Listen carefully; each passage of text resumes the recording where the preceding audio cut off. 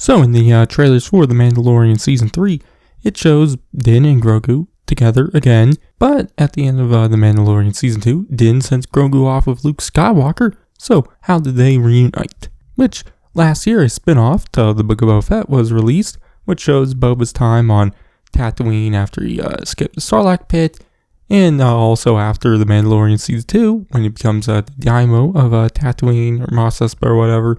But during this series, mostly the chapters 5, 6, and 7, we see Din and Grogu return. And so I'm going to give a quick rundown of what happens in those 3 episodes relating to Din and Grogu. In chapter 5, we see Din going back to his bounty hunting ways, now with the Darksaber, which he's having trouble mastering it. In fact, he cuts himself with it, which his job he was doing was to get information on where his old Mandalorian clan went, which he gets that info and heads there, which it's now just the Armorer and Paz Vizsla, which during this meeting, the Armorer drops a bunch of lore for Din about the Darksaber and how it was forged by the Mandalorian Jedi Tar Vizsla, and how it could only be won in combat, and whoever wields it will lead Mandalore.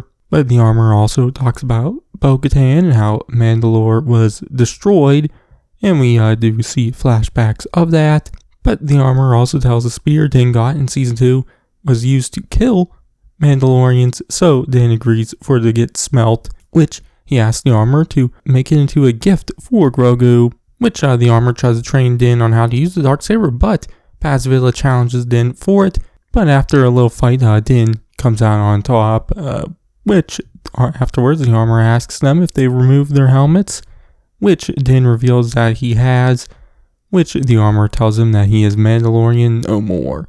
But Din tries to plea and tries to ask if he can redeem himself, which the Armorer tells him he can do so in the living waters underneath the mines of Mandalore. So Din, now being disgraced, heads to Tatooine to meet up with Pelimoto, who has a new ship for him.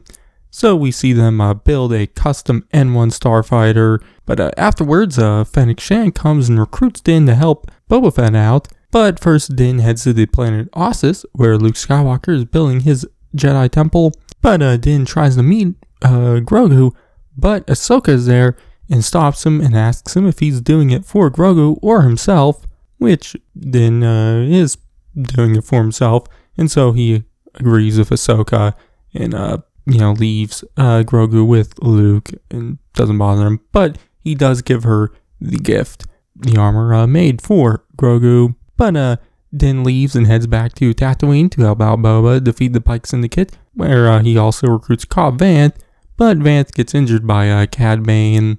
But back on Ossus, Luke trains Grogu, telling him about Yoda, the dangers of the galaxy, and a bunch of stuff, and a bunch of Force abilities and whatnot, which Grogu starts to master. But during this moment also, we see Luke use the Force to give Grogu memories, I guess, which we see flashbacks of Order 66 from Grogu's point of view.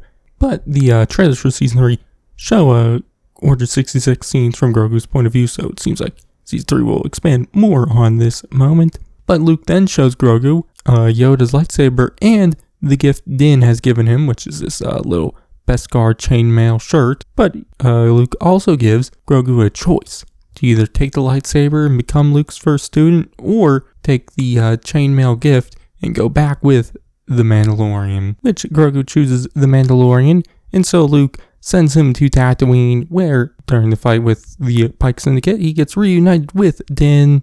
But during this fight, Grogu is able to show off his new Force powers by helping calm down Boba's Rancor, which got loose. But in the end, with Din and Grogu reunited, we see them heading out on a new adventure. And that's everything what happened in the Book of Boba Fett with Din and Grogu. Obviously, there's a lot of huge moments to not happen in the actual Mandalorian show, so it is weird, but I've already talked about that beforehand. If you do want to see more and get more in depth into what I've talked about, I just recommend watching the Book of Boba Fett. You'll get a much better understanding of everything.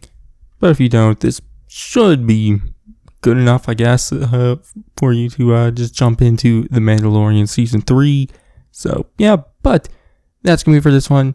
You can check out my reviews of The Mandalorian Seasons 1, 2, and The Book of Boba Fett. And you can check out my reviews on Mandalorian Season 3 when the series does come out, which the first episode should be coming out tomorrow. So, yeah, but I've been Sarzu, and I'll catch you guys in the next one.